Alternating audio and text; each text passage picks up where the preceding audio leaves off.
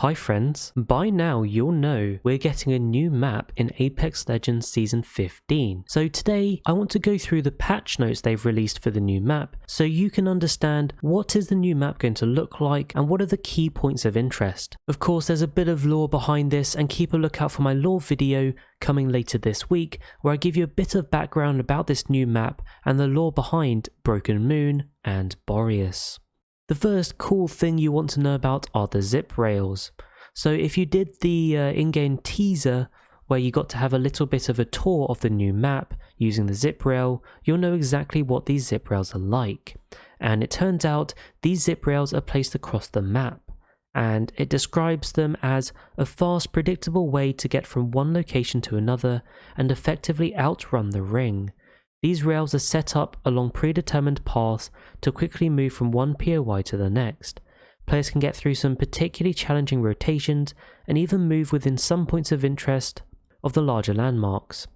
While riding the rails, you have all the same functions available to you as a zipline, but with increased speed and momentum. So on the new map there's not going to be any tridents or gravity cannons. Instead you've got these zip rails, which look quite cool. I think they'll work really well. You essentially have a bit more maneuverability on them, i.e. you can drop off at any time, but they won't get you as far necessarily as something like a jump tower or a gravity cannon. In terms of the size of the map, you can see kind of a rough size of the map here. From what I read, it's supposed to be just very slightly larger than World's Edge, as in they haven't gone as big as Storm Point. You can see here it says the moon is packed with large points of interest that offer comfortable landing spots for multiple squads, and this allows you time to loot before the first shots are fired. So I think how they set this map up, and you'll see that as we go through the big points of interest, is to allow multiple teams to grab enough loot. They haven't got as many tight, congested points of interest. So let's have a look at what we've got. We've got Terraformer. This one kind of reminds me of Harvester, but I guess you kind of squash Harvester with almost Crypto's map room, and you've got a similar kind of look here. It says here it's constructed to prevent the moon from dying. The Terraformer is a massive symmetrical structure that resides off-center of the map. It is a king of the hill drop location with loot throughout, and it supports up to 4 teams with comfortable landing spots. So this is a perfect example of where they've built a big point of interest to allow multiple teams to land on different parts of it and still get enough loot. The central position of power can be used to effectively defend from within the walls, but there are ways to infiltrate and overthrow the team in power. Stasis Net Array. This one's described as a completely asymmetrical space with a central honeypot of loot. The Stasis Net Array area provides plenty of ways to escape and flank the main structure, or retreat and move the fight. The particle beam emitting from this location is what keeps floating moon debris from crashing down into Boreas, as well as the moon itself. A little bit of lore there for how the moon is staying afloat thanks to these constructions. I would say this one looks like a little bit of a smaller point of interest compared to some of the others, but could definitely be a good one for 1 or 2 teams to land in. We've got the Atmo station and backup Atmo coming up next. You can see what the point of interest looks like. A little bit more of an open point of interest, this one. And here's another angle you can see. It's quite a cool point of interest. Potentially 1 or 2 teams could do quite well landing here. And this one's described as, over time the Atmo stations have created a breathable atmosphere on Clio. Research buildings to the left and right offer landing spots for players to loot and assault the main tower structure, pass through the narrow bridge or take the zip rails to the top. Nearby water silos can be a safer location should there be too much heat elsewhere. Moving on, we've got the Perpetual Core. This one's described as the sole source of power on the moon. This huge area supports big fights and multiple landings. The core itself is in the main seat of power here, but it can also easily be attacked. The uplift from the turbine below and the surrounding zip rails can offer unique escape strategies, and you might have seen it in the trailer. You can actually use this as a bit of a boost to kind of lift you up and fly you out if you kind of get stuck near the middle. So there's a little bit of extra movement built into this point of interest along with the zip rails, which I think could work quite well. This definitely looks like a fun point of interest. Moving on, we've got the Bionomics. This one looks quite fun. It reminds me a little bit of something that could be in Olympus. They describe it as a tightly packed set of circular structures with playable rooftops. There are plenty of opportunities for vertical flanking along with sneaky healing spots. That's interesting. So I think they've built in little kind of crevices, little buildings and little spots you can just drop off and heal if you're mid-fight. This one could be a little bit open though, so if you've got teams kind of holding a building on the roof, there are lots of open spots here. Moving on, we've got the Divide, and this one looks a little bit more like something you might find on Stormpoint. And for those of you that easily fall off the map, you definitely got to watch out for this point of interest. It describes this one as the Divide is a clustered spot of vertical houses filled with loot, separated by bridges and connected by zip rails. It was one of the first towns on Clio, but was split due to continued instability on the moon. This is a fast-paced, high-energy location where skills on zip rails can lead to quick victories, and I think the zip rails will play a large part.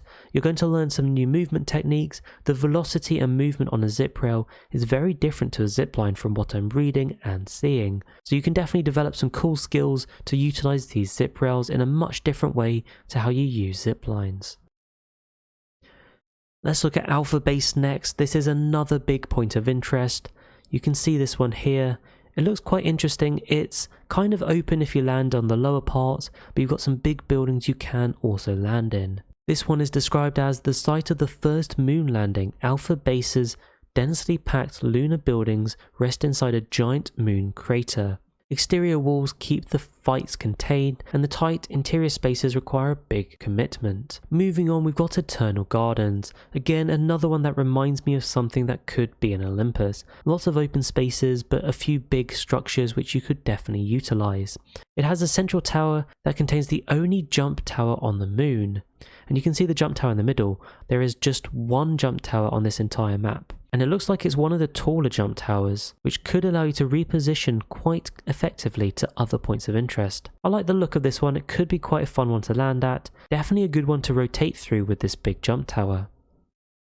Moving on to Breaker Wharf. So we've got a symmetrical space built for mid-range combat and connected by a bridge, which is in the middle there, and a zip rail.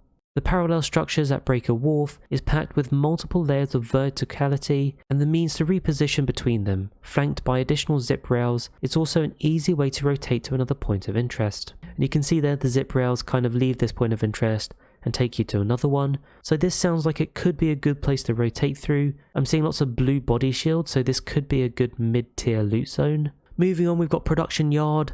This one's off the edge of the map, another one you've got to be careful at if you're good at falling off the map. There is lots of loot nestled within the corridors here, with the central honeypot to fight over. Probably a high tier loot zone, I would imagine. You can definitely get 1 or 2 squads here, landing, getting good loot and then fighting it out. The Foundry. The large point of interest features a divided central hub split by 2 long arms filled with loot and enough landing spots for 4 teams. The integrated zip rails at the Foundry allow players to quickly travel across to the main hub or to reposition for a fight. This is where ferrofluid is refined and used to patch parts of the moon to avoid further deterioration. I think this could be a good one if you've got a catalyst in your team, lots of doors to reinforce, and I think that makes sense because this is where ferrofluid is refined. So it seems like there could be lots of good catalyst plays in this building. Moving on, we've got the Dry Gulch. It says this is an entirely asymmetrical location and it's divided by a short bridge, which also acts as a funnel for rotation between the 2 halves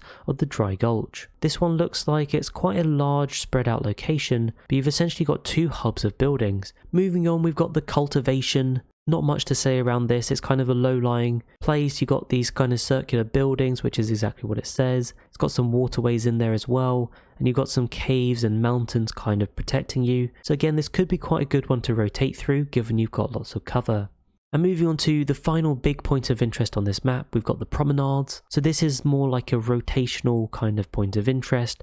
Don't worry, I will be doing my normal loot map to show you what the loot tier zones are for each of these big points of interest, so you can get a good idea of the best places to land to help guide you through Apex Legends Season 15. Hopefully this has been a good insight. That's basically the end of the patch notes. I do like the look of this Broken Moon map, and I think it's got some really great points of interest here. Don't forget to like and subscribe. I've got loads more Season 15 videos coming for you. For now though, thank you so much for watching, and I'll catch you later.